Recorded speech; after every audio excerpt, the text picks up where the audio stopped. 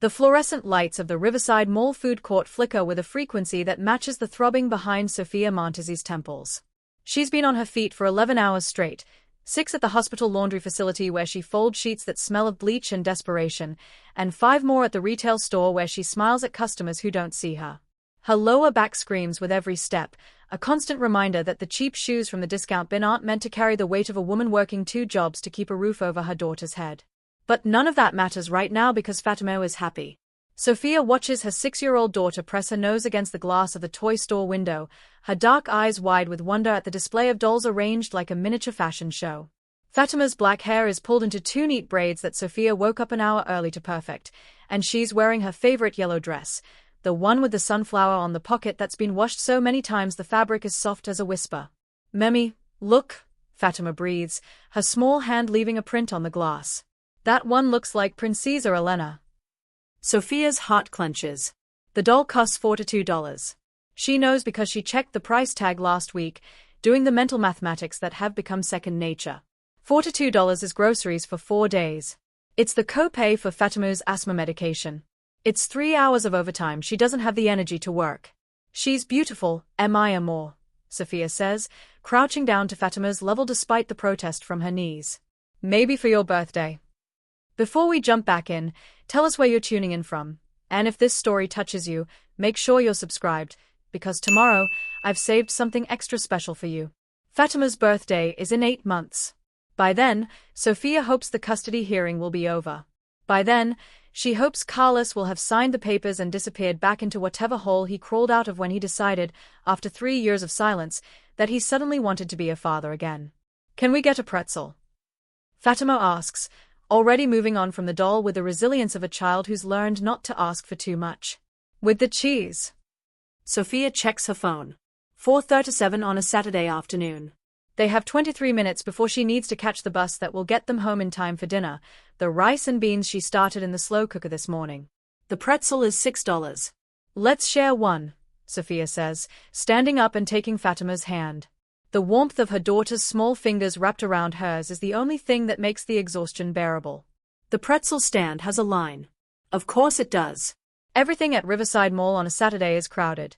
The parking lot where Sofia circled for 15 minutes, the restrooms with their perpetually broken hand dryers, the corridors packed with teenagers who move in swarms like schools of fish.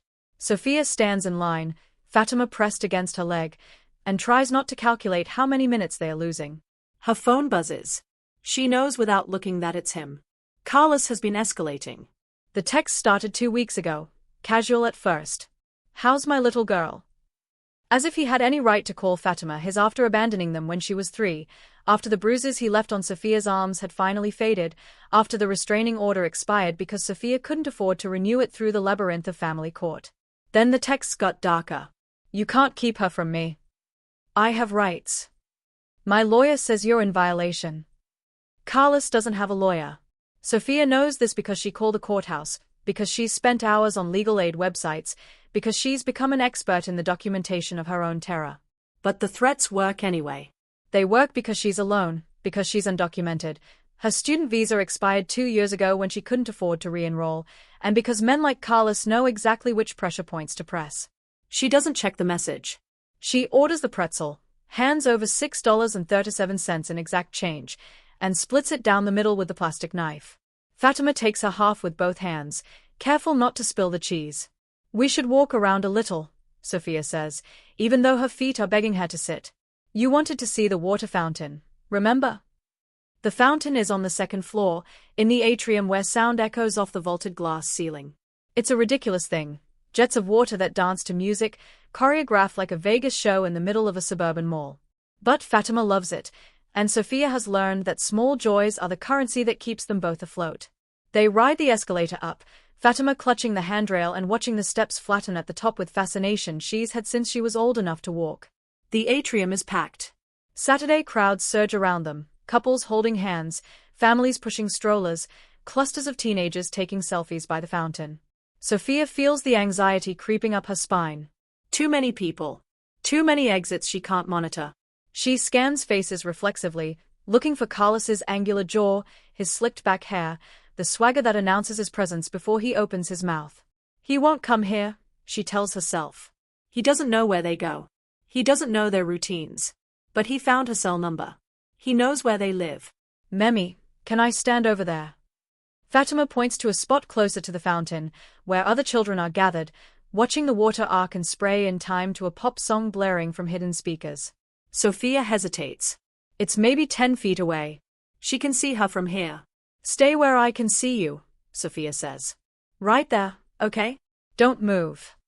I won't, Fatima promises. She skips over to the fountain's edge, standing on her tiptoes to watch the water shoot up and catch the light. Sofia leans against a pillar, her shopping bag, a single clearance shirt for Fatima, $3 at the outlet store, hanging from her shoulder. She watches her daughter, memoizing this moment. The yellow dress, the braids swinging, the pure uncomplicated joy of a 6-year-old watching water dance. Her phone buzzes again. She pulls it out this time, her stomach knotting. Carlos, I'm filing for emergency custody Monday. Judge Martinez owes me a favor. You won't even see it coming. The words blur. Sofia's hands shake. Judge Martinez doesn't owe Carlos anything, but the threat lands anyway because Sofia doesn't know how the system works, doesn't know what emergency custody means, doesn't know if being undocumented will automatically disqualify her from. A scream cuts through the music. Not Fatima's scream. Someone else's. But it triggers the primal alarm system every mother has hardwired into her nervous system. Sofia's head snaps up. The crowd near the fountain is surging. Someone dropped something. A child is crying. Bodies pressed together, blocking her view. Sofia's heart stops. Fatima. She shoves forward, the shopping bag falling from her shoulder, forgotten. She pushes past a teenager who swears at her, past a woman with a stroller who looks annoyed. The crowd is a wall of flesh and noise. Fatima. She reaches the fountain. Scans the children gathered there. A little boy in a red shirt. Twin girls in matching pink. A toddler being lifted by his father. No yellow dress. No black braids. Fatima. Panic floods Sofia's system, hot and chemical. She spins, searching every face, every small body in the crowd. The music from the fountain is too loud. The people are too close. Her vision tunnels. She's gone. Fatima is gone. Sofia runs toward the escalator, thinking maybe she went back downstairs, maybe she got confused. She's calling her daughter's name, her voice raw, drawing stares from shoppers who step back to let the hysterical woman pass. No yellow dress on the escalator. No small girl with braids. Sofia's lungs burn. She can't breathe. The asthma, Fatima inherited it from her, is constricting her chest. Or maybe it's just the terror, pure and absolute, that her daughter has vanished in the seconds she looked down at her phone. Carlos. Did he take her? Is he here? She pulls out her phone with shaking hands, about to dial 911, when she sees the security office. It's tucked into a corner near the department store entrance, a small booth with a bored-looking guard inside. Sofia runs to it, slamming her palms against the counter. My daughter, she gasps, her accent thickening with panic. She's missing. 6 years old, yellow dress, black hair. Please, you have to help me find her. The guard, a middle-aged man with a coffee-stained uniform, sits up straighter. Okay, calm down. When did you last see her? 2 minutes ago. Maybe 3. At the fountain. I looked away for 1 second. All right, let me call it in. He reaches for his radio. We'll do a code, Adam. What's her name? Fatima. Fatima Montes. He speaks into the radio, his voice official and calm, describing Fatima, initiating a lockdown protocol that will seal the mall exits until she's found. Sofia stands at the counter, her nails digging into the laminate surface. Every second that passes is a second Fatima could be getting farther away, could be in danger, could be. No. She can't think like that. Fatima is smart. She knows not to leave with strangers. She knows to find someone in a uniform if she's lost. But she's 6. She's small. She's scared. Sofia closes her eyes and prays to a god she stopped believing in after Carlos put her in the hospital. Please. Please let her be okay. Daniel Martin doesn't enjoy shopping. He tolerates it because his sister insists that showing his face in public establishments he owns, or holds silent partnerships in, is good for maintaining the illusion of legitimacy.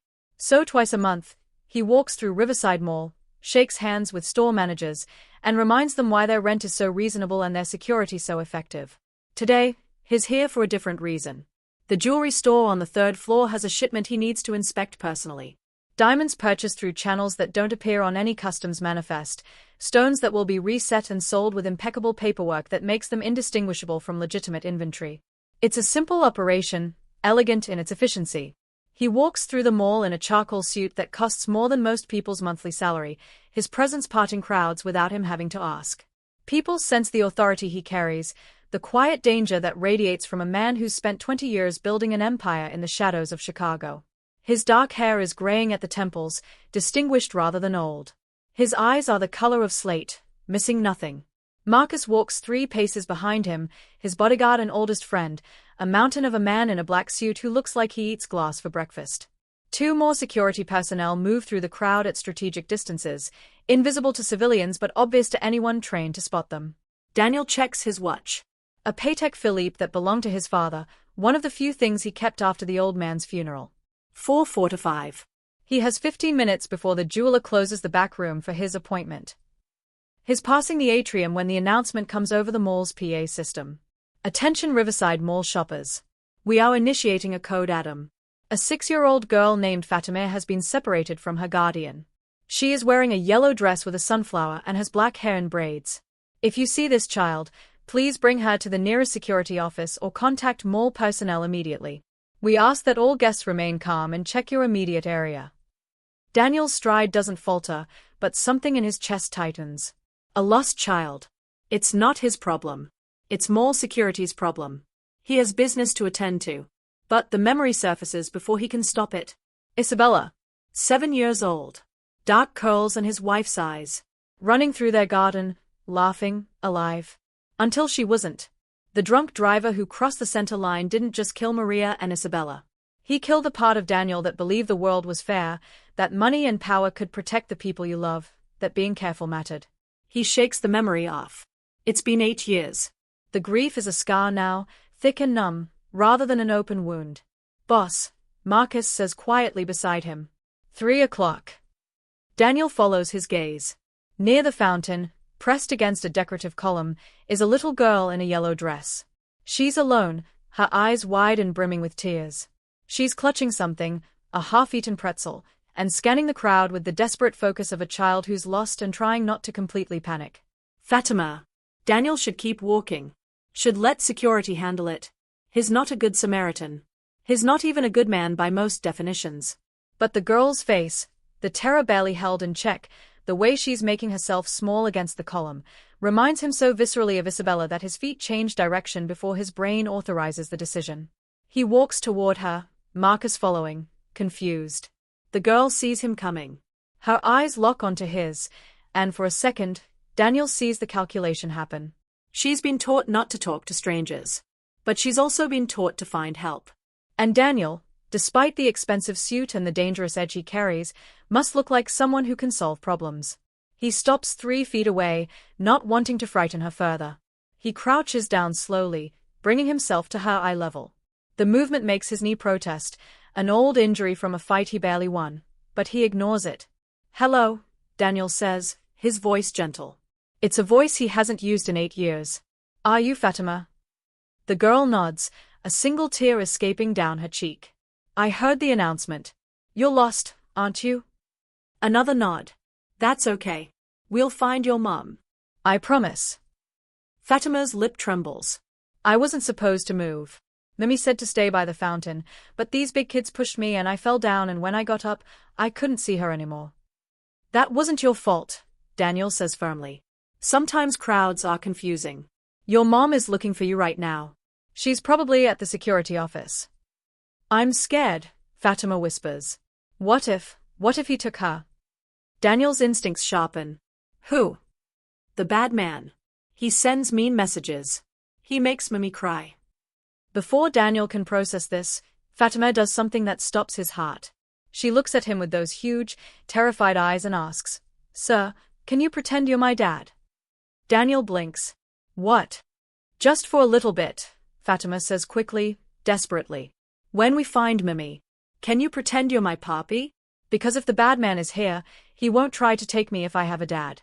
He only comes when it's just us." The request is so earnest, so heartbreakingly specific, that Daniel understands immediately. This child has been living with a threat. She's 6 years old and she's already learned that having a man present makes her safer. He should say no. Should hand her off to mall security and disappear into his legitimate business dealings. But he looks at her yellow dress, at the braids that are coming loose, at the pretzel she's crushing in her grip because she's too scared to notice. Okay, Daniel hears himself say. I can do that. The relief that washes over Fatima's face is profound. She takes a step closer to him, and before he can prepare for it, she slips her small hand into his. Her hand is warm and slightly sticky from the cheese. It's tiny, fragile, trusting in a way that makes Daniel's throat close. Thank you, Fatima whispers. Marcus is staring at him like he's lost his mind. Daniel ignores him. What's your mom's name? Daniel asks. Sofia. Sofia Montes. All right, Fatima. Let's go find Sofia. Sofia is on the verge of a complete breakdown when she sees them. The crowd parts near the escalator, and there, walking toward the security office with her daughter's hand in his, is a man who looks like he stepped out of a different world entirely. He's tall, well over 6 feet, with broad shoulders encased in a suit that screams money. His face is handsome in a severe way, all sharp angles and controlled power. He moves through the crowd like he owns it, and people instinctively step aside. And he's holding Fatima's hand. Fatima. Sofia breaks into a run, her exhausted legs finding energy from somewhere primal. She doesn't care who the man is, doesn't care about anything except getting to her daughter. Fatima sees her and breaks free, running toward her mother with a cry of Mami. They collide in the middle of the corridor. Sofia drops to her knees, gathering Fatima into her arms, holding her so tightly the girl squeaks. She's crying now, the tears she held back for the past 7 minutes flooding out in great gasping sobs. I'm sorry, Fatima cries into her mother's neck. I didn't mean to move, the kids pushed me and I got lost. It's okay, baby, it's okay. Sofia is shaking, her hands running over Fatima's body, checking for injuries, for any sign that something terrible happened in those missing minutes. You're safe. You're here. It's okay. She looks up at the man standing a respectful distance away. He's watching them with an expression she can't quite read, something between professional detachment and deep, personal pain. Thank you, Sofia manages, her voice wrecked. Thank you for finding her. I thought. She's a brave girl, the man says. His voice is deep, controlled, but there's something underneath it. Kindness, maybe, or recognition. She stayed calm. Sofia stands up, keeping Fatima pressed against her side. Now that the immediate terror has passed, she can actually look at the man who found her daughter. And she realizes, with a jolt of awareness that travels down her spine like electricity, that this is not a normal man. The suit is custom-tailored, probably Italian. The watch on his wrist costs more than her annual salary. But it's not the wealth that sets off her internal alarms. It's the way he stands, the way the large man behind him surveys the area with the practiced assessment of military security, the way other shoppers give them a wide berth without seeming to consciously choose to do so. This man is dangerous. I'm Sofia, she says carefully, her arms tightening around Fatima. Sofia Montes. Daniel Martin. The name means nothing to her, but the way he says it, with the quiet confidence of someone accustomed to being recognized, suggests it should. Mami, Fatima says, looking up at her with those huge dark eyes. Mr. Daniel said he'd help us. He's nice. Sofia's throat tightens. She wants to grab Fatima and run, but her daughter is looking at this stranger with a trust that terrifies her. Fatima, baby, did you tell Mr. Martin anything? About us? Fatima's expression shifts, guilty. I asked him to pretend to be my papi, so the bad man won't come. Sofia's blood runs cold. Fatima, what? Why would you? She was scared, Daniel interrupts quietly, his slate-gray eyes meeting Sofia's. She mentioned someone who frightens you. Someone who sends messages. Sofia feels exposed, flayed open. This stranger, this clearly powerful, possibly dangerous stranger, now knows her business. Knows her vulnerability. It's a private matter, Sofia says, her voice shaking. Thank you for helping her, but we need to go. She starts to turn, to pull Fatima away, but Daniel speaks again. Does he have a restraining order against him? Sofia freezes. That's none of your business. He had one, Daniel observes, reading her silence correctly. But it expired. And you couldn't afford to renew it through the family courts because that requires lawyers you can't pay for. How does he know that? How can he possibly? Who are you? Sofia demands, fear sharpening into something defensive. Daniel reaches into his jacket pocket slowly, as if approaching a frightened animal. He pulls out a business card, heavy black cardstock with gold lettering. Daniel Martin. And a phone number. Nothing else. I'm someone who solves problems, Daniel says simply. And I think you have a problem that needs solving. Sofia stares at the card. She doesn't take it. I don't need help from a stranger. You needed help finding your daughter 10 minutes ago, Daniel points out. Not cruelly, just factually. And unless I'm very wrong, the man threatening you is going to escalate. Men like that always do. You don't know anything about my situation. I know enough. Daniel's gaze drops to Fatima, who's watching this exchange with confusion. I know that a 6-year-old shouldn't have to strategize about safety. I know that asking a stranger to pretend to be her father means she's seen enough to understand that having a man present is protection. And I know that you're running out of options, or you wouldn't be this frightened in a public mall on a Saturday afternoon. Every word is a direct hit. Sofia wants to argue, to tell him he's wrong, but she can't because he's right about all of it. What do you want? Sofia asks, suspicious. Men like this don't help out of kindness. There's always a price. I want to give you my card, Daniel says. That's all. No strings. If you need help, you call that number. If you don't, you throw it away and we never see each other again. Why would you do that? Something painful crosses Daniel's face, there and gone in a flash. Because 8 years ago, someone should have helped my family. And no one did. The rawness in his voice is unmistakable. Sofia looks at him, really looks, and sees the grief buried underneath the expensive armor. Slowly, she takes the card. Thank you, she says quietly. For finding Fatima. For everything. Daniel nods once. He looks at Fatima, and his expression softens in a way that transforms his entire face. You stay close to your mom, okay? No matter what. Okay, Fatima says. Then, before Sofia can stop her, she darts forward and hugs Daniel's legs. He goes rigid, clearly not expecting it. For a second, he doesn't move. Then, carefully, he rests one hand on top of Fatima's head. The gesture is awkward, unpracticed, but genuine. Gracias, Mr. Daniel, Fatima says, stepping back. De nada, Daniel replies. His Spanish is perfect, unaccented. He nods to Sofia one more time, then turns and walks away, the large man falling into step behind him. They disappear into the crowd, and it's like they were never there. Sofia stands in the middle of the corridor, her daughter pressed against her side, holding a business card that feels heavier than it should. She should throw it away. She should forget this ever happened. But as they walk toward the exit, as Sofia's phone buzzes with another text from Carlos, as she sees the bus pulling away from the stop and realizes they'll have to wait another 30 minutes in the cold, she slips the card into her pocket. Just in case. The apartment Sofia calls home is a third-floor walk-up in Pilsen, where the rent is $800 a month and the radiator clangs like a dying machine every time the heat kicks on. The building smells perpetually of cooking oil and bleach, and the hallway carpet is worn thin enough to show the concrete underneath. But it's theirs, hers and Fatima's. And Sofia has made it as close to safe as she can manage on a budget that's always 2 emergencies away from collapse. Tonight, she triple-checks the locks before putting Fatima to bed. Mami, you already locked it, Fatima says from the bathroom doorway, her toothbrush hanging from her mouth. I know, baby. Just making sure. The text messages from Carlos have continued all evening. 6 of them, each one more aggressive than the last. The final one came at 9:43, just as Sofia was tucking Fatima in. Judge Martinez is a family friend. Monday morning, emergency custody hearing. You won't even get a chance to say goodbye. Sofia sits on the edge of her own bed, a mattress on a metal frame that creaks when she breathes, and stares at the business card she's been carrying in her pocket since this afternoon. Daniel Martin. She Googles the name on her cracked screen phone. The results are sparse but telling. There are mentions in business journals about Martin Consulting, a firm that provides security and logistics services to Chicago businesses.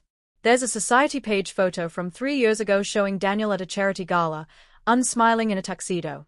And there's one news article from 8 years ago that makes Sofia's chest tighten. Tragedy strikes prominent Chicago family, wife and daughter killed in collision. The article is brief. Maria Elena Martin, 34, and Isabella Rose Martin, 7, were killed instantly when a drunk driver crossed into their lane on Lakeshore Drive. The driver, a repeat offender, survived. Daniel Martin declined to comment. Sofia closes the browser. She understands now, the pain she saw flash across his face when Fatima hugged him, the way he looked at her daughter like she was something both precious and unbearable. He knows what it's like to lose everything. Her phone buzzes again. Not Carlos this time. A blocked number. She answers cautiously. Hello. Miss Montes. The voice is female, professional, unfamiliar. I'm calling on behalf of Daniel Martin. He wanted me to check if you and your daughter arrived home safely. Sofia's heart rate spikes. How did you get this number? Mr. Martin has resources, the woman says smoothly, not answering the question. He also wanted me to inform you that he had his team run a background check on Carlos Vega. The threats Mr. Vega has been making regarding emergency custody are empty. Judge Martinez has no relationship with Mr. Vega, and even if he filed, your custody rights are secure barring evidence of neglect or endangerment, which doesn't exist. Sofia's hand tightens on the phone.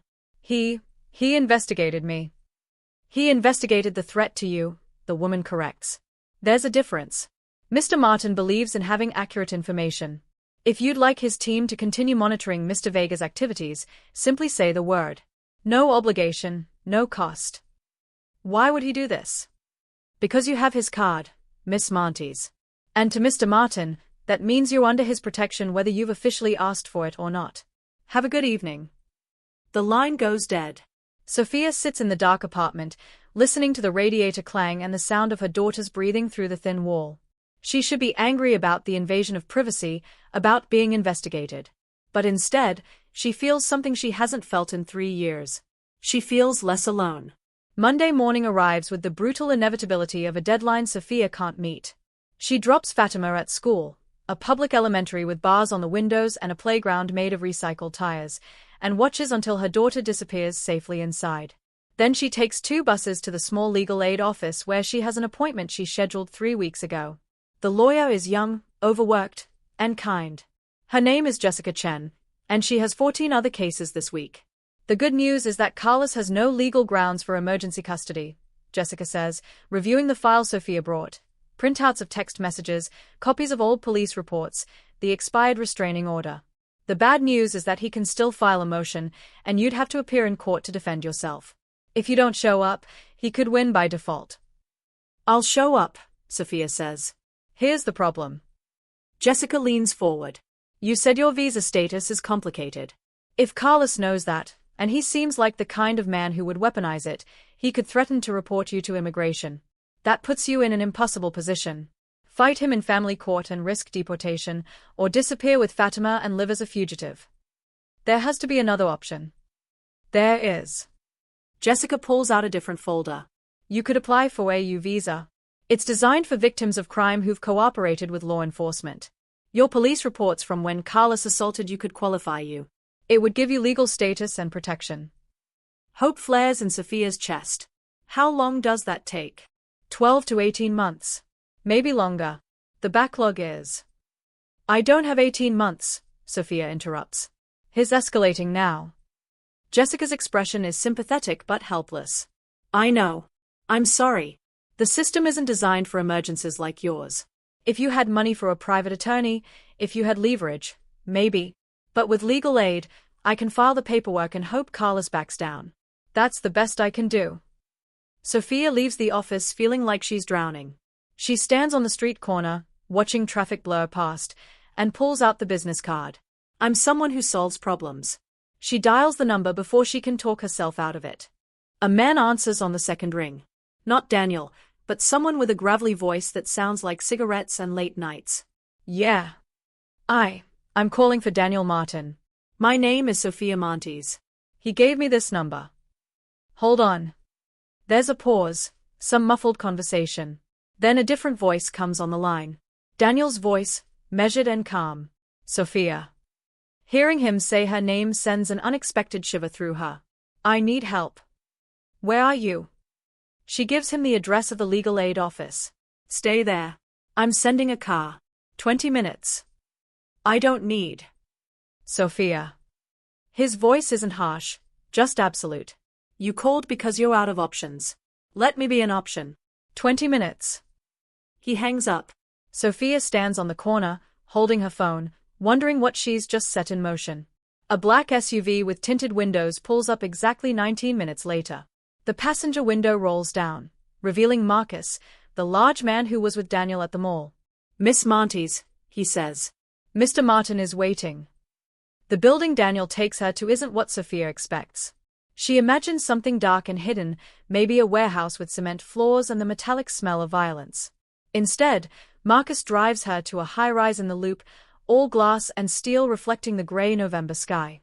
They take a private elevator to the 23rd floor. The office is beautiful. Floor-to-ceiling windows overlook the Chicago River.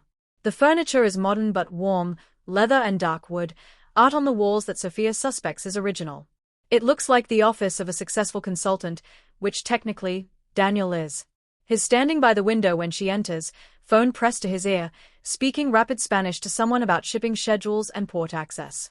He's in shirt sleeves today, his jacket draped over the back of his chair, and Sofia notices details she missed at the mall. The way his shoulders fill the crisp white shirt.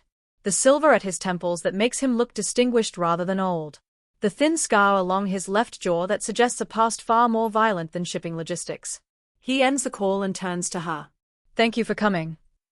I don't really understand what I'm doing here, Sofia admits. You're here because you need help, and I'm offering it. Daniel gestures to a seating area away from the desk, two leather chairs facing each other across a coffee table. Sit. Please. Sofia sits, her hands clasped in her lap. Daniel takes the chair across from her, leaning forward with his elbows on his knees. The posture is the same one he used when talking to Fatima, making himself less intimidating, creating a space for honesty. Tell me about Carlos Vega, Daniel says. So she does. The words come haltingly at first, then faster, like a dam breaking. She tells him about meeting Carlos 6 years ago, about the whirlwind romance that felt like drowning, about the first time he grabbed her arm hard enough to bruise. She tells him about the escalation after Fatima was born, about the night she finally left with a black eye and broken ribs, about the 3 years of silence that felt like parole. And she tells him about the texts, about Carlos's sudden reappearance, about the threats of custody and deportation that have turned her life into a minefield. Daniel listens without interrupting. When she finally runs out of words, he's quiet for a moment, processing. You said your visa expired, he says finally. 2 years ago. I was on a student visa, but I couldn't afford to keep taking classes. I work under the table. If Carlos reports me, he won't. The certainty in Daniel's voice stops her. You can't know that. I can know that because I'm going to make it clear to Carlos that attempting to harm you in any way, including immigration reports, would be the last mistake he ever makes. Daniel's expression doesn't change, but something in his eyes goes cold. Men like Carlos are predators. They understand power. They respect violence. Legal threats mean nothing to them because they know how to manipulate the system. But direct consequences? Those they understand. You're talking about threatening him. I'm talking about eliminating the threat. Daniel leans back. Sofia, I run a business that exists in the gray areas between legal and illegal. I have resources. I have people. And I have the ability to make problems disappear in ways that won't create new problems for you. In exchange for what? Sofia asks, because there's always a price. What do you want from me? Nothing. Nobody does something for nothing. You're right. I want something. Daniel's gaze holds hers. I want to not feel like a coward. Sofia blinks, confused. What? 8 years ago, my wife and daughter were killed because I was arrogant enough to think money and security could protect them from random violence. I couldn't save them. I couldn't even get justice. The driver served 18 months and walked free. His voice is flat, controlled, but she can hear the rage underneath. Yesterday, your daughter looked at me with the same eyes my daughter had and asked me to pretend to be her father so she'd feel safe. And I realized I have a choice. I can walk away and spend the rest of my life wondering if I could have prevented another tragedy. Or I can step in and actually do something. This isn't about your daughter, Sofia says gently. You can't save Isabella by saving us. I know that. Daniel's jaw tightens. But maybe I can save you. And maybe that's enough. The vulnerability in his admission cracks something open in Sofia's chest. She sees him clearly now, not as a dangerous stranger, but as a man carrying grief like a physical weight, looking for redemption in the smallest places. "What do you need from me?" she asks quietly. "Permission to protect you. That's all." And what does that mean, specifically? Daniel stands and walks to his desk. He returns with a folder. "It means I assign a security detail to you and Fatima. Marcus will drive you to work and pick up Fatima from school. 2 additional men will monitor your apartment building. I'll have Carlos follow to document any violations of acceptable behavior, and if he tries to file custody paperwork, I have lawyers who will bury him in countersuits until he gives up." "I can't afford any of this." "You're not paying for it." "I am." "Why?" "Because I can." Daniel's tone brooks no argument. "I have more money than I could spend in 3 lifetimes, Sofia. Let me use some of it for something that matters." Sofia looks at the folder. Inside are photos of her apartment building from multiple angles, security assessments, background checks on her neighbors. "He's already started." "This is insane," she whispers. "This is thorough," Daniel corrects. Insane would be doing nothing and hoping Carlos gets bored. She should say no. Should thank him for his concern and walk away. But the memory of Fatima's face when she was lost, the terror of those 7 minutes, the weight of Carlos's threats, it all crashes down on her. "Okay," Sofia hears herself say. "Okay, I accept your help." Relief flashes across Daniel's face, quickly masked. "Good. Marcus will take you home. Pack bags for both of you, enough for a week. You're staying somewhere Carlos can't find you until we've neutralized the immediate threat." "Where?" "My estate in Lake Forest." "It's secure, private, and has plenty of space for Fatima to be comfortable." "I can't just move into your house." "It's not my house. I have an apartment downtown where I actually live." "The estate is a family property I maintain for occasions that require space and security. You'll have your own wing, your own privacy. This isn't an invitation to cohabitate, Sofia. It's protective custody." The term makes it sound official, impersonal. "Safer somehow." "For how long?" "A week at most." "Long enough for me to have conversations with the people who need to understand that you're off limits." Sofia thinks about Fatima, about the nightmares she's been having, about the way her daughter flinches when the phone rings. She thinks about the tiny apartment with its inadequate locks and the fear that's become as familiar as breathing. 1 week, she agrees. And then we go back to our normal life. Daniel nods, though something in his expression suggests he doesn't believe normal is possible anymore. 1 week. The Lake Forest estate is not what Sofia expects. The gate alone probably costs more than her annual salary, wrought iron that slides open silently to reveal a long driveway cutting through manicured grounds. The house itself is massive but not ostentatious, pale stone and large windows, elegant rather than flashy. Marcus pulls the SUV around to the side entrance.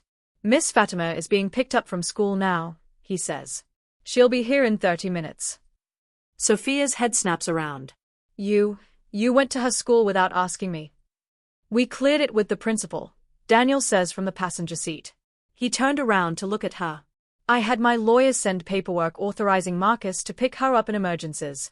Your signature was already on file from when you enrolled her. We just expedited the approval process." "You forged my signature." "We used electronic documentation," Daniel says, which isn't really an answer. "Fatima knows Marcus from the mall. She won't be scared." Sofia wants to be angry about the presumption, but the reality is that Carlos knows what school Fatima attends. Having someone competent pick her up is actually safer than Sofia taking 2 buses and hoping Carlos isn't waiting outside the chain-link fence. "This is happening very fast," she says. "Threats move fast. We move faster." Daniel opens his door. "Come on. I'll show you the rooms." The guest wing is on the 2nd floor, connected to the main house by a long hallway lined with art that Sofia suspects is worth more than most houses. The suite has 2 bedrooms connected by a shared living area with a fireplace and furniture that looks too expensive to actually sit on. "Fatima can take the smaller room," Daniel says, opening doors. "It has better light in the morning. The bathroom is stocked with basics, but if you need anything else, there's a house manager named Gloria who will get it for you." "You have a house manager for a house you don't live in?" I have a house manager because this property requires maintenance even when I'm not here. Gloria comes twice a week. She's discreet and trustworthy. Sofia walks through the rooms, running her hand along the back of a velvet sofa that feels like sin under her fingertips. The view from the window shows the grounds stretching toward a line of trees that marks the property boundary.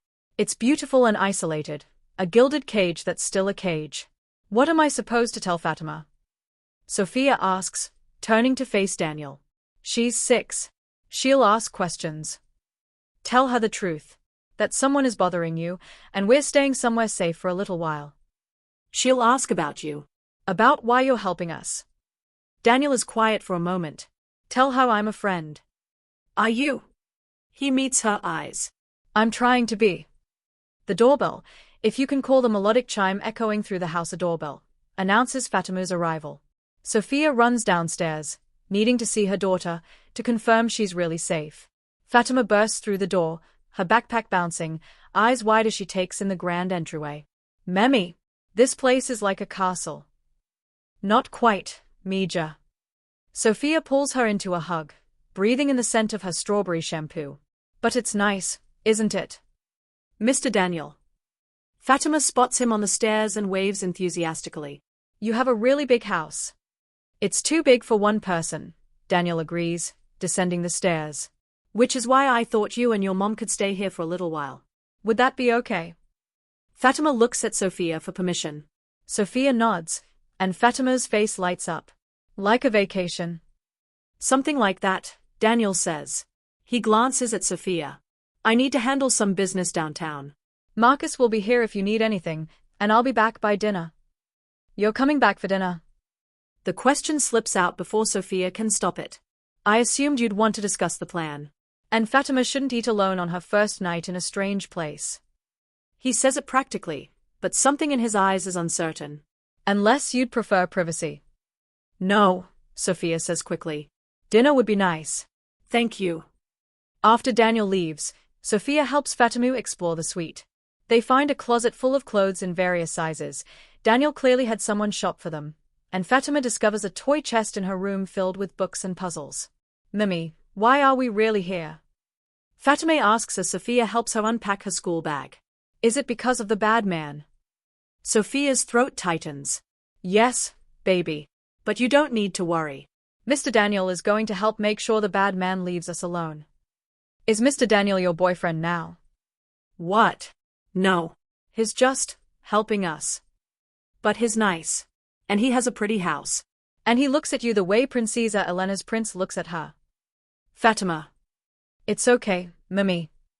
Fatima wraps her small arms around Sofia's waist. I like him. He makes you smile.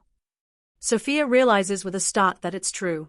Despite the chaos of the last 2 days, despite the fear, she's smiled more in Daniel's presence than she has in months. Dinner is surprisingly normal. Daniel returns at 6 with takeout from an Italian restaurant, real Italian, not Olive Garden, and they eat at the kitchen table instead of the formal dining room. Fatima chatters about school, about her friend Maya who shares crayons, about the art project they are doing on butterflies. Daniel listens with an attention that Sofia recognizes from the mall. He asks follow-up questions. He looks at the drawing Fatima shows him with genuine interest. He's trying, and that effort is somehow more touching than expensive gifts would be. After dinner, while Fatima watches a movie in the living room, Daniel and Sofia sit on the back terrace with coffee. The November air is cold but not unbearable, and the property lights cast everything in a warm glow. I had a conversation with Carlos this afternoon, Daniel says. Sofia's hand tightens on her mug. What kind of conversation? The kind where two men discuss boundaries. I explained that you and Fatima are under my protection. I showed him evidence that I have resources he doesn't want directed at him.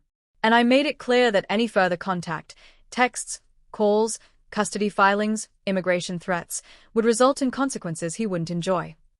What did he say? He was belligerent at first. Threatened to call the police, said I was harassing him. Then I showed him photos. Photos of what? Daniel's expression darkens. Of him accepting cash from a known drug distributor. Meeting with a bookie he owes money to. Violating probation terms from a previous domestic violence arrest. Carlos has been very busy making poor choices, and all of those choices are now documented. Sofia stares at him. How did you get all of that in one day? I have good people. And Carlos isn't as careful as he thinks he is. Daniel takes a sip of coffee. He's not going to bother you anymore, Sofia. I made sure he understands that the cost is too high. You blackmailed him. I provided incentive for behavioral modification, Daniel corrects. If it makes you feel better, everything I showed him is true. He actually is involved with drug distribution. He actually does owe gambling debts. I didn't manufacture evidence. I just found it and weaponized it. Sofia should feel guilty about this, about ruining a man's life through extortion. But all she feels is relief, profound and overwhelming. Thank you. You don't need to thank me for doing what should have been done years ago. Daniel turns to look at her. Carlos is a coward who preys on women he thinks are helpless. He only stopped because someone finally stood up to him with equal force. That's not justice. That's just power meeting power. But I didn't have power. You gave it to me. No. I lent you mine. There's a difference. He pauses. Sofia, I want you to understand something. The protection I'm offering, it comes with complications. My business, my reputation, the people I associate with, it's not clean. If you accept my help long-term, you're accepting proximity to things you might not want to know about. Are you asking me to make a choice right now? I'm asking you to understand what you're getting into. Carlos is handled. You and Fatima can go back to your apartment tomorrow if you want. Or you can stay here for the week like we planned. Or, he stops, seeming to reconsider his words. Or what? Or you can let me help you with more than just Carlos. The legal aid lawyer is right, your immigration status is precarious. But I know immigration attorneys who owe me favors. I can get you a U visa application expedited. I can make sure you have actual legal representation instead of overworked public defenders. I can give you stability. In exchange for what? Sofia asks again, because the question keeps coming back. Daniel meets her eyes.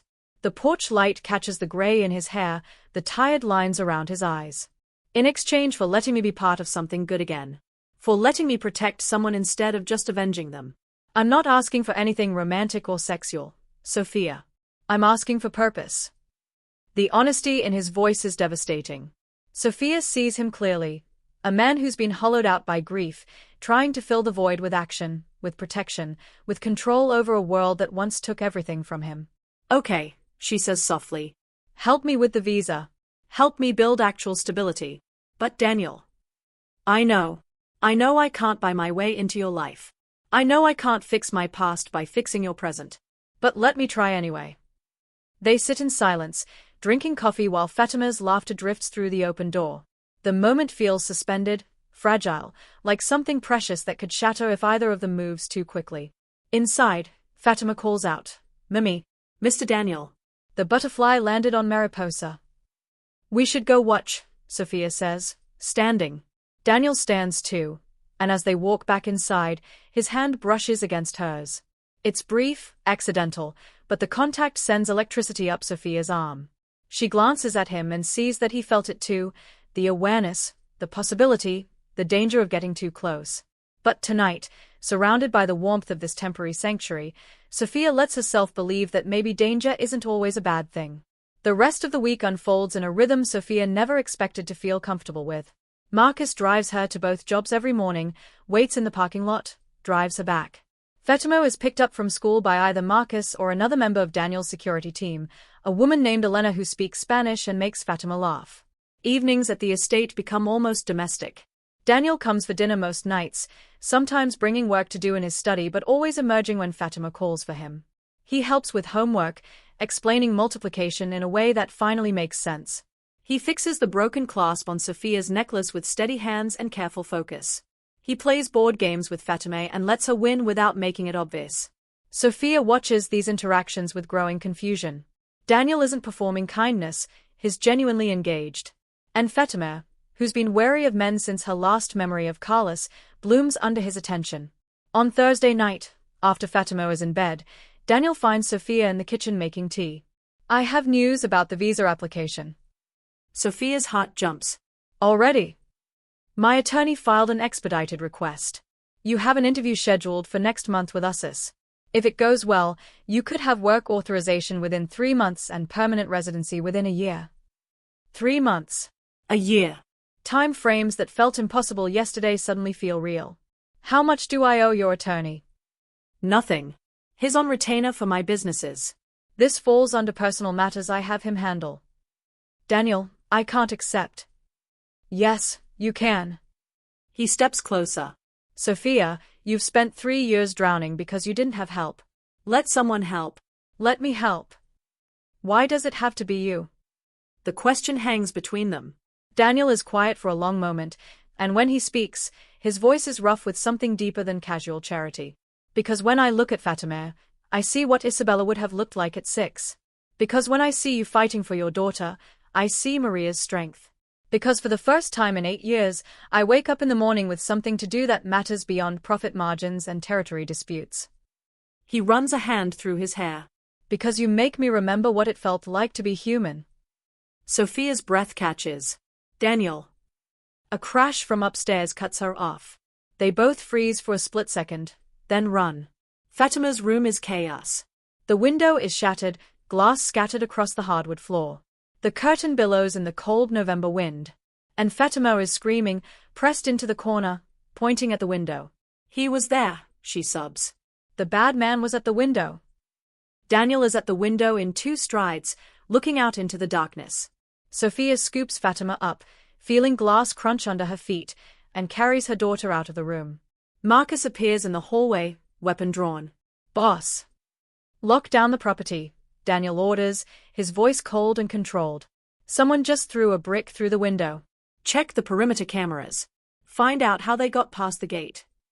Sofia carries Fatima to her own room, sitting on the bed and rocking her daughter while she cries. You're safe, baby. You're safe. But they are not safe. Someone found them. Despite the gates and the security and the isolation, someone found them. Daniel appears in the doorway 10 minutes later. His expression is granite. It wasn't Carlos. How do you know? Because Carlos is currently in county lockup. I had him picked up 2 hours ago on an outstanding warrant I discovered. Daniel's jaw tightens. This is someone else. Who? I don't know yet. But whoever threw that brick also left a message. He holds up a piece of paper, wrapped around the brick. Sofia can read it even from across the room. The girl asked you to pretend to be her daddy. Bad choice. She's not yours to protect. The words are printed, anonymous. But the threat is clear. This isn't about Carlos, Sofia whispers, understanding dawning with horror. This is about you. Someone knows you're protecting us, and they are using us to get to you. Daniel doesn't deny it. Yes. Then we have to leave. We're putting you in danger. No. The word is absolute. You're not leaving. Whoever did this wanted to scare you into running. That's not happening. Daniel, if someone is threatening you because of us, then they've made a grave miscalculation. Daniel crosses the room and crouches in front of them, looking at Fatima's tear-stained face. Fatima, I need you to listen to me. The bad man who was at the window is gone. My friends chased him away. He won't come back tonight. I promise. Are you sure? Fatima hiccups. I'm sure. Daniel's voice is gentle but certain. And tomorrow, I'm going to find out who he is and make sure he never scares you again. Do you trust me? Fatima looks at him with those huge dark eyes. Then she nods. Good. Now you try to sleep. I'm going to be right downstairs, and Marcus is going to be in the hallway. Nothing gets past Marcus. After Daniel leaves, Sofia tucks Fatima into her bed, lying beside her until her daughter finally falls into exhausted sleep. Then she goes downstairs and finds Daniel in his study, multiple laptop screens open, phone pressed to his ear. I want to know who owns that vehicle within the hour, he's saying, his tone brooking no argument. And I want surveillance footage from every street camera within a mile radius. He ends the call and looks at Sofia. You should be sleeping. Someone just threatened my daughter. I'm not sleeping. Daniel gestures to the leather chair across from his desk. Sofia sits, pulling her knees up to her chest like a shield. Tell me the truth, she says. Did this happen because you're protecting us? Probably. Who would want to hurt you by hurting us? Daniel is quiet for a long moment. Then he sighs, a sound of resignation. I have enemies, Sofia. In my line of work, that's unavoidable. Most of them respect the boundaries. They know attacking family or protected civilians is off limits because it invites escalation nobody wants. But there's one group that doesn't care about those rules. Who? The Calabrese family. They are based in Milwaukee, but they've been trying to expand into Chicago for 2 years. I've been blocking them at every turn, refusing partnerships, buying up property they wanted, making it clear they are not welcome in my territory. Last month, I cost them a significant port deal. And they think threatening me will make you back down. They think showing me that I can't protect the people I care about will make me vulnerable. Daniel's expression darkens. They are wrong. The phrase people I care about hangs in the air. Sofia wants to examine it, to ask what she and Fatima have become to him in 5 days, but the more pressing question is survival. What do? We do nothing. You stay here where you're safe while I have a conversation with the Calabrese leadership. By this time tomorrow, they'll understand that touching you or Fatima again would start a war they can't win. And if they don't understand... Daniel's smile is cold and absolutely terrifying. Then I'll teach them. Sofia should be afraid of him in this moment. This is Daniel at his most dangerous. The Mafia boss, the man who solves problems with violence and intimidation. But instead, she feels safer than she has in years. I'm sorry, she says quietly. Sorry that helping us put you in this position. Don't apologize for being worth protecting. Daniel stands and walks around the desk. He stops in front of her chair, and Sofia has to tilt her head back to look at him. I meant what I said before. You and Fatima give me purpose. I don't regret it. Even if it starts a war. Wars start for much stupider reasons. He extends his hand. Sofia takes it, letting him pull her to her feet. They are standing close now, close enough that she can smell his cologne, something woodsy and expensive. Close enough to see the flecks of green in his gray eyes. You should get some sleep, Daniel says, but he doesn't let go of her hand. So should you. I will. After I confirm the perimeter is secure. They stand there for another moment, the air charged with something neither of them is ready to name. Then Sofia steps back, breaking the contact. Good night, Daniel. Good night, Sofia. As she climbs the stairs, Sofia glances back. Daniel is already on the phone again, orchestrating whatever response is planning. He looks like a king surveying a battlefield, calculating moves and countermoves. And Sofia realizes with a clarity that terrifies her, she's falling for him. Not because he's rich or powerful. Not because he can solve her problems with a phone call. But because he looks at her daughter with genuine tenderness. Because he talks to her like an equal. Because he's turned his grief into protection instead of destruction. She's falling for a man who lives in shadows and solves problems with threats. And somehow, impossibly, that feels safer than anything else in her life has ever felt. The morning after the brick incident, Sofia wakes to find Marcus standing guard outside Fatima's door and the shattered window already replaced. The efficiency is almost unsettling, as if the violence of the previous night can be erased with money and swift action. Downstairs, Daniel is in the kitchen making breakfast. He's rolled up his shirt sleeves, and there's something domestic about watching him flip pancakes that makes Sofia's chest tighten. You cook? She asks from the doorway. He glances up. Isabella loved pancakes. I learned to make them the way she liked, slightly burned on the edges, extra syrup. His expression is distant. Old habits. Sofia walks to the counter, accepting the coffee he pours for her. Did you sleep at all? A few hours. He plates 3 pancakes and slides them toward her. The Calabrese family received a visit from some mutual associates around 3 a.m. The message was delivered clearly. What message? That you and Fatima are under the protection of not just me, but a coalition of families who respect the old rules. Attacking civilians, especially a woman and child, is a line nobody crosses without consequences. The Calabreses have been put on notice. If they try again, they'll be isolated from every legitimate business connection they have in the Midwest. Sofia processes this. You called in favors. I called in an army. Daniel's eyes are hard. Nobody touches what's mine. The possessiveness in his voice should alarm her. Instead, it sends heat through her veins. Fatima appears in the doorway, rubbing her eyes. Do I smell pancakes? The tension breaks. Daniel's expression softens immediately. I made extra. How many can you eat? 1 million. Fatima climbs onto a bar stool, and Daniel serves her with the same careful attention he brings to everything. They eat breakfast like a family. It's a dangerous illusion, and Sofia knows it. But watching Daniel cut Fatima's pancakes into smaller pieces, listening to him answer her endless questions about whether the fountain at the mall ever stops running, Sofia lets herself pretend this could be real. After breakfast, Daniel asks Sofia to come to his study. Marcus takes Fatima to the library, a room with floor-to-ceiling books and a rolling ladder that delights her. "I need to show you something," Daniel says, closing the study door behind them. He opens his laptop and turns it toward her. On the screen is surveillance footage from last night, a grainy image of a man in dark clothes throwing the brick through the window. Daniel clicks to another screen, this one showing a driver's license photo.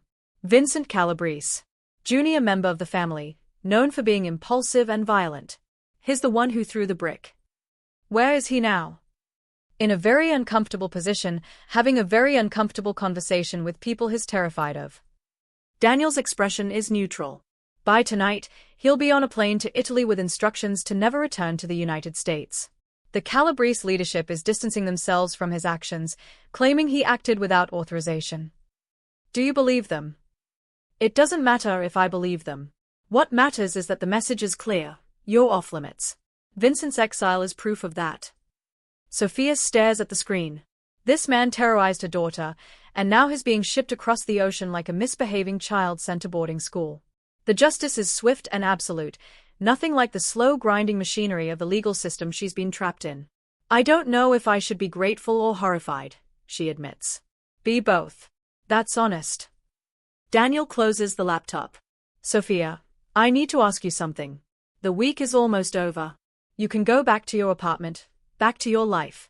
Carlos is in jail on charges that will keep him there for at least 6 months. The Calabreses are warned off. Your visa application is in process. You don't need my protection anymore. But I don't want you to go. The admission hangs between them, raw and honest. Daniel. Let me finish. He stands, moving to the window, his back to her. I know this is insane. I know we barely know each other. But this week has been the first time since Maria and Isabella died that I've felt like I was living instead of just existing. Fatima's laughter in this house, your presence at dinner, the way you challenge me when I'm being too controlling, it's brought light back into a place that's been dark for 8 years. Sofia's heart is racing. What are you asking? He turns to face her. I'm asking if you'll consider staying. Not as someone I'm protecting, but as someone I care about. You and Fatima can have this whole wing of the estate. You keep your jobs if you want them, or I can help you find something better. Fatima can go to a school where she doesn't have to worry about security. You can build the stable life you've been fighting for. In exchange for what? The question comes automatically, defensive. In exchange for giving me a chance to be part of it. Daniel steps closer. I'm not asking you to love me, Sofia. I'm not even asking you to trust me completely yet. I'm asking for time. Time to prove that this isn't about control or obligation. Time to see if what I feel growing between us is real. Sofia's breath catches. And what do you feel? Hope, he says simply. For the first time in 8 years, I feel hope. The vulnerability in his admission breaks through her defenses. She sees him clearly, not the dangerous mafia boss, not the wealthy benefactor, but a man who's been hollowed out by loss and is tentatively reaching towards something that might fill the void. I need to think about it, Sofia says. This is a lot. I know. Take all the time you need. Daniel's expression is guarded now, protecting himself from potential rejection. The offer stands, no pressure. If you decide to leave, I'll make sure you and Fatima have everything you need to start fresh. If you decide to stay, we'll figure it out together. Before Sofia can respond, there's a knock on the door. Marcus enters, his expression urgent. Boss, we have a situation. Daniel's entire demeanor shifts, becoming razor-focused. What kind of situation? Carlos Vega posted bail 20 minutes ago. And he's not alone, he brought someone with him. Sofia's blood runs cold. Who? Marcus looks uncomfortable. Immigration and Customs Enforcement. He called ICE and told them where to find you. The room tilts. Sofia grabs the edge of the desk to steady herself. ICE. The nightmare scenario she's been dreading for 2 years. Where are they? Daniel's voice is deadly calm.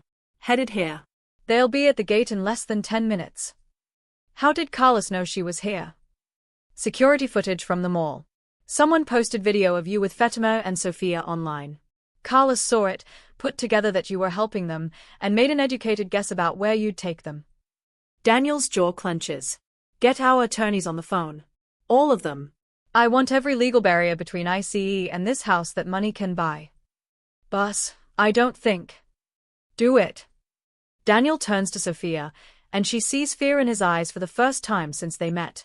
Not fear for himself, but fear for her. Sofia, listen to me. You don't have to open the door for them. You don't have to talk to them.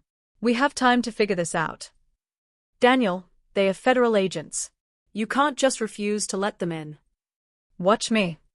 He's already pulling out his phone, dialing. Yes, this is Daniel Martin. I need Senator Reeves. Tell him it's urgent. I don't care if he's in a meeting. Get him on the phone now. Sofia watches in stunned silence as Daniel calls in favors from politicians, lawyers, and people whose names she doesn't recognize but who clearly wield significant power. Within 5 minutes, he has 3 immigration attorneys on conference call, all of them giving rapid-fire advice. The U visa application gives you some protection, one attorney explains. You're a victim of domestic violence who's cooperated with law enforcement. That creates a legal gray area. They can't just deport you without due process. How much time does that buy us? Daniel asks. Hours. Maybe days if we file emergency motions. But Mr. Martin, you need to understand. If they have a warrant, we can't prevent them from executing it. Through the study window, Sofia sees 2 black SUVs pull up to the gate. Her stomach drops. They are here, Marcus reports. Fatima. Sofia's first thought is her daughter. I need to get Fatima.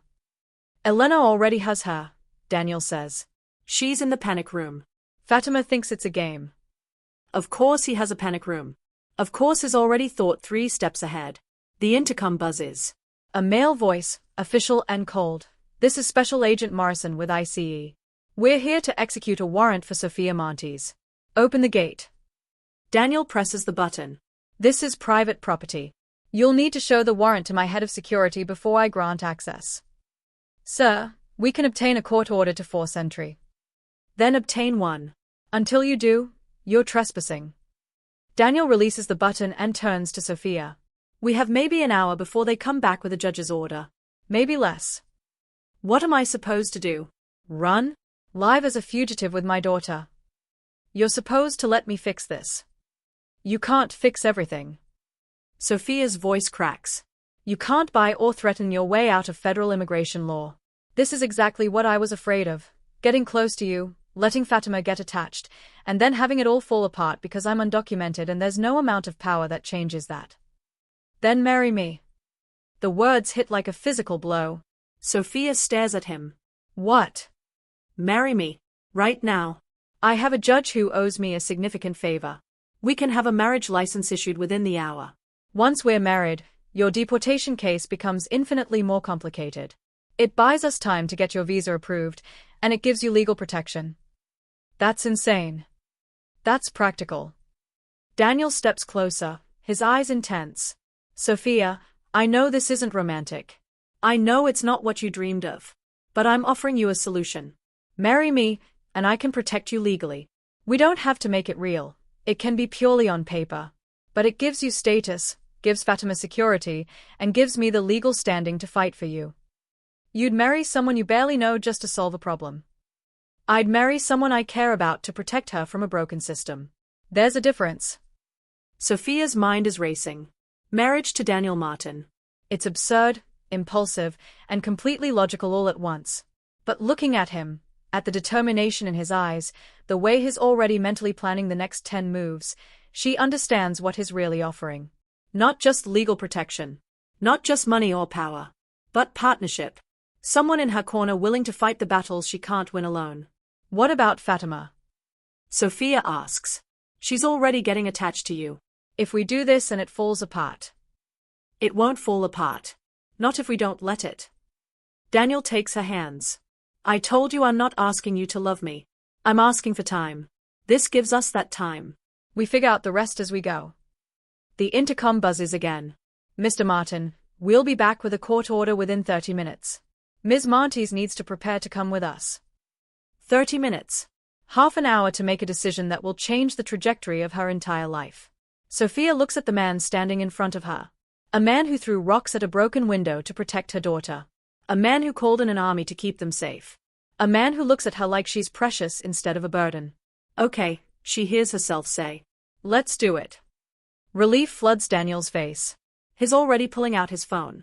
Judge Brennan, I need you at my Lake Forest estate immediately with a marriage license. Yes, I know what time it is. I'll triple your usual fee. 20 minutes, not a second longer. He makes 3 more calls, to his lawyers, to Marcus about preparing documents, to someone named Gloria about finding Sofia something appropriate to wear. The machine of Daniel Martin's influence kicks into gear with terrifying efficiency. Daniel, Sofia says, stopping him mid-call. I need to tell Fatima. He nods. I'll come with you. They find Fatima in the panic room, a comfortable space disguised as a reading nook, with Elena teaching her a card game. Fatima looks up, worried. Mami, Elena said we're playing hide and seek, but it's not very fun because nobody's seeking us. Sofia crouches down. Baby, I need to talk to you about something important. She explains it as simply as she can. The bad people who want to send them away. Mr. Daniel's plan to help them stay. The wedding that's going to happen very soon. You're going to marry Mr. Daniel. Fatima's eyes go wide. Does that mean he's going to be my papi? Sofia glances at Daniel, who's watching them with an expression that's carefully neutral. He's going to be your stepfather, Sofia clarifies. Which means he'll help take care of us. Is that okay with you? Fatima looks at Daniel seriously. Will you read me stories like Mimi does? Yes, Daniel says without hesitation. And help with my homework. Absolutely. And make pancakes on Saturdays. Every Saturday. Fatima considers this. Then she nods decisively. Okay, you can marry Mami. Despite the gravity of the situation, Sofia almost laughs at her daughter granting permission like she's bestowing a royal decree. Judge Brennan arrives in 18 minutes, looking harried but carrying the necessary documents. He's a man in his 60s, clearly uncomfortable with the rushed nature of this proceeding but too indebted to Daniel to refuse. This is highly irregular, he mutters, spreading papers on Daniel's desk. Life is irregular, Daniel replies. Can you perform the ceremony or not? I can. But I need to make sure both parties understand this is a legal binding contract. Ms. Montes, do you enter this marriage of your own free will? Sofia looks at Daniel, then at Fatima holding Elena's hand in the doorway, then back at the judge. Yes. And you understand all the legal implications? I understand that it keeps me from being deported and separated from my daughter. That's all I need to understand. The judge walks them through the paperwork, signatures, witnesses, Marcus and Elena serve, the official documentation that will make Sofia legally Sofia Martin. The ceremony itself is brief, almost transactional. Do you, Daniel Martin, take Sofia Montes to be your lawfully wedded wife? I do.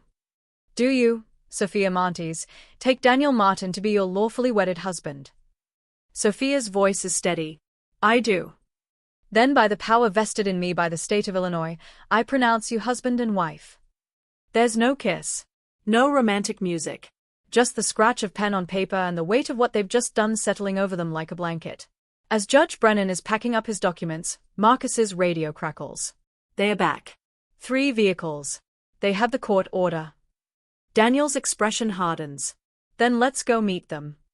They walk to the front entrance together, Sofia, Daniel, Marcus, and a team of 3 lawyers who materialized in the last 10 minutes.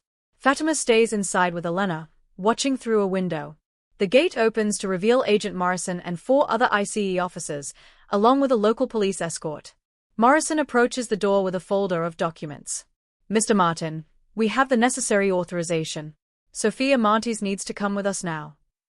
Daniel steps forward, and Sofia notices the subtle shift in his posture, from concerned husband to dangerous adversary. That's Sofia Martin now. We were married 20 minutes ago. All legal documentation is here. He hands over the marriage certificate, still fresh with ink.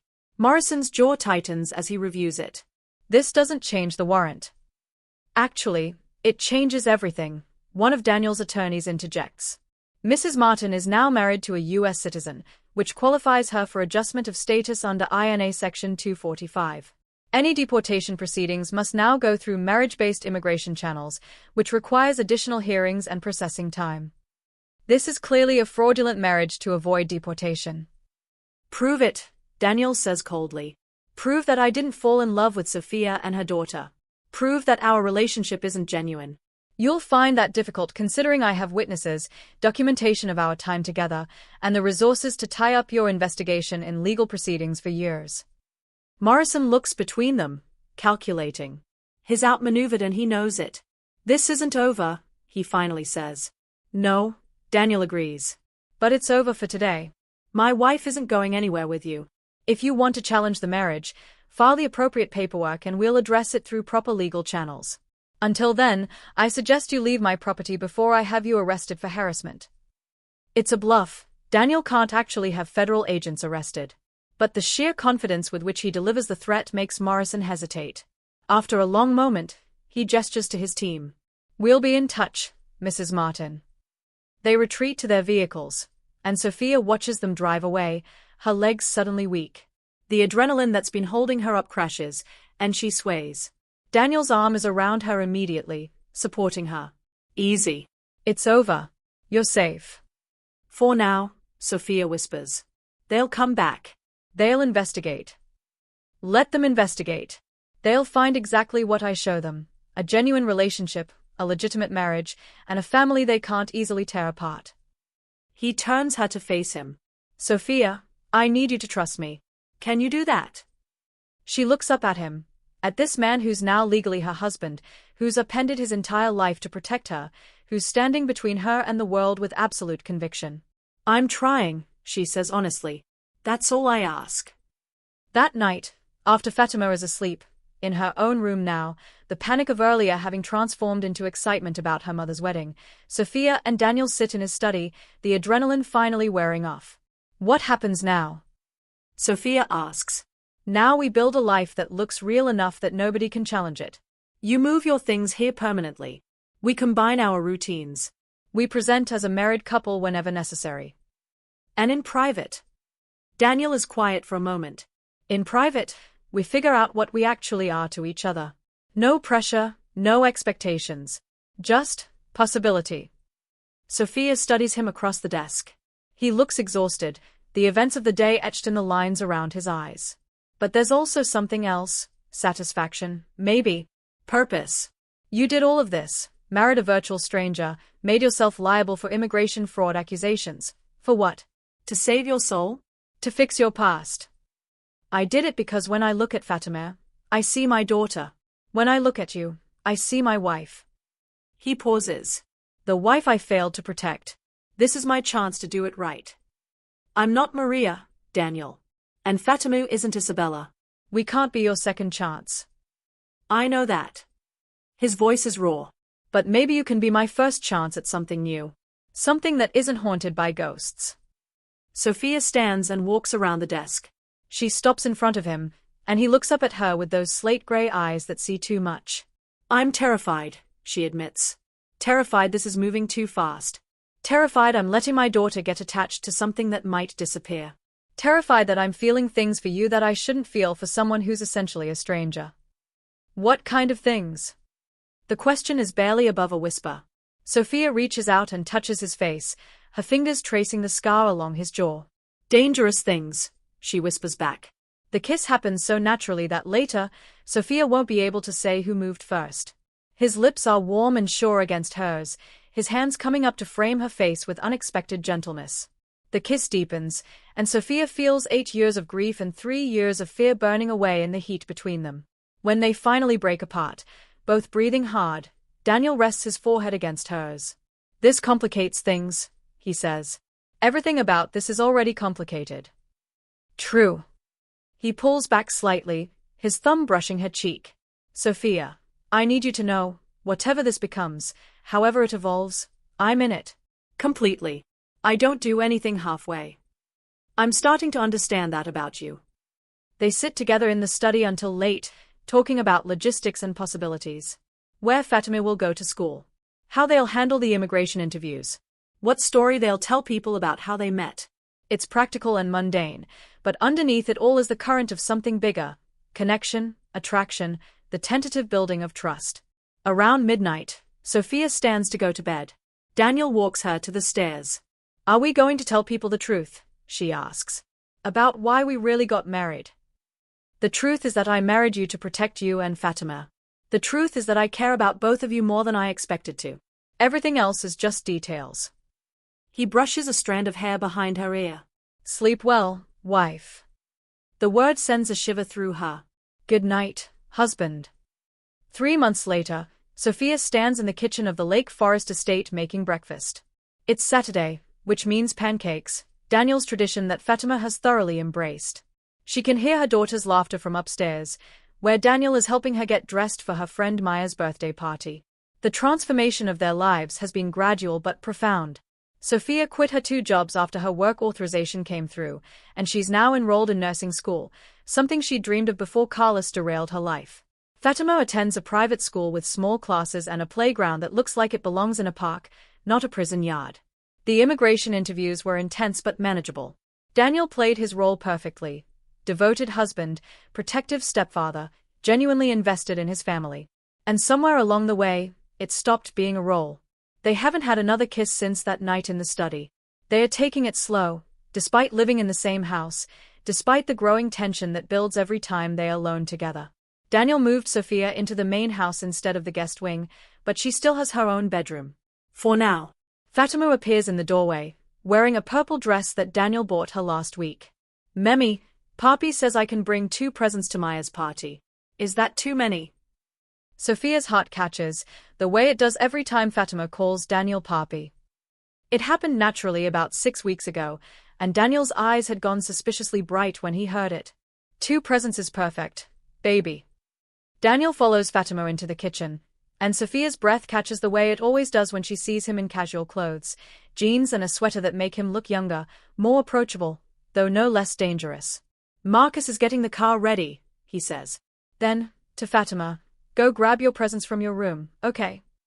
When they are alone, Daniel moves to stand behind Sofia at the stove, his presence warm and solid. His hand comes to rest on her hip, a casual touch that's become familiar over the past months. "You okay?" he asks quietly. "I'm perfect." And it's true. Sofia feels safe, settled, happy in a way she never expected. "Thank you." "For what?" "For this. All of it. For giving us a life." Daniel turns her to face him, his hands framing her waist. "Sofia, you've given me something I thought I'd lost forever. You don't need to thank me." The moment stretches between them, charged with everything they haven't said yet. Sofia sees her own desire reflected in his eyes, along with patience and care and something deeper that makes her heart race. "Daniel." "I know." His thumb brushes her hip through her shirt. "Whenever you're ready. No pressure." "What if I said I'm ready?" His eyes darken. "Then I'd ask if you're sure. Because once we cross this line, I'm not going back. This marriage stops being convenient protection and becomes real in every sense." "It's already real," Sofia says. "It's been real since the moment you pretended to be Fatima's dad in a mall because a terrified 6-year-old asked you to." Daniel's expression softens into something that takes her breath away. "I've been waiting 3 months to hear you say that." He kisses her then, slow and deep and full of promise. Sofia melts into him, her hands sliding up to tangle in his hair, finally allowing herself to feel everything she's been holding back. "You." Fatima's voice breaks them apart. Mami and Papi are kissing. They spring apart, both laughing. Fatima stands in the doorway with her wrapped presents, making exaggerated gagging noises. "That's what married people do, sweetheart," Daniel says, not looking even slightly apologetic. "Gross." But Fatima is grinning, clearly delighted by this development. That afternoon, while Fatima is at the birthday party, Sofia and Daniel take a walk through the estate grounds. The November air is cold but not unbearable, and Sofia is wrapped in a coat that probably costs more than her old monthly rent. "I've been thinking," Daniel says as they walk beside the small pond at the edge of the property. "The immigration interview went well. Your U visa is being processed. Carlos is serving 18 months for probation violations. The threat is over." Sofia's stomach drops. Is he saying what she thinks he's saying? "Are you asking me to leave?" "What? No." Daniel stops, turning to face her with alarm. "Sofia, I'm saying the opposite. I'm saying you don't need my protection anymore. You're safe. But I'm asking if you'll stay anyway. Not because you have to, but because you want to. Relief floods through her. Daniel, I haven't stayed because I needed protection in months. I've stayed because this is home. You're home.